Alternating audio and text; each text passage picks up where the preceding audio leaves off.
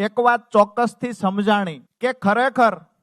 જો ખેડૂતોનું હિત ઈચ્છીએ છીએ, ખેડૂતના ખેતર સુધી સિંચાઈનું પાણી પહોંચાડવું છે, ખેડૂતોને સમૃદ્ધિ તરફ લઈ જવા છે, તો સત્તા પક્ષની સામે રહી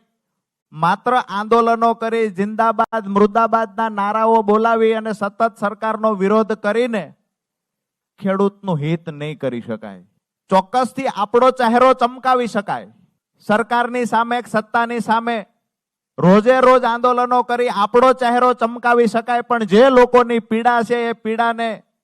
કાયમી ધોરણે નિરાકરણ લાવવું હોય તો નિર્ણય સત્તામાં રહેલી પાર્ટીએ કરવાનો હોય છે. અને સત્તામાં રહેલી પાર્ટીને જ્યારે સામે બાયો ચડાવી, શિંગડા માંડી અને રજૂઆત કરવી